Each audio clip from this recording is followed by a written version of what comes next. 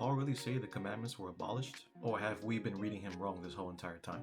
Let's take a closer look at Ephesians 2:15, because this verse doesn't say what most people think. In Ephesians 2:15, Paul says that Christ abolished the law of commandments that contain ordinances. But here's the key question: what law is he talking about? The Bible actually distinguishes two different types of laws. First, the Ten Commandments written by God's finger himself. Second, the ordinances written by Moses in a book. In Deuteronomy 31:26, it says, "Take this book of the law and put it in the side of the ark." Not inside the ark, but beside it.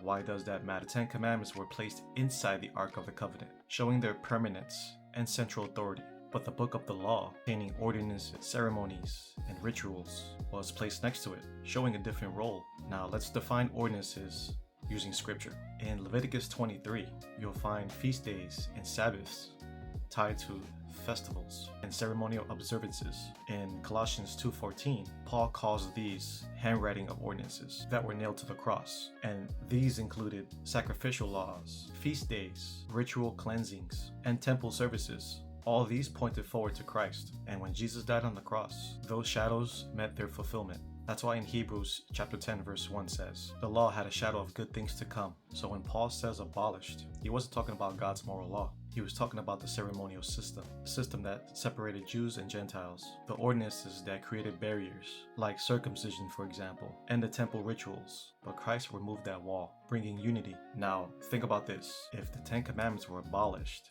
then is it okay to lie? Is it okay to steal? Is it okay to commit adultery? Better yet, is it okay to worship false gods? Of course not. In fact, in Romans 7:12, Paul says, the law is holy and the commandment holy, just and good. So clearly he's not contradicting himself. Ephesians 2:15 is not abolishing God's Ten Commandments. It's removing the system of ordinances that pointed towards Christ and separated people. The moral law still stands, but the ceremonial shadows have passed. Scripture explains scripture. You just have to connect the dots. Follow for more encouragement.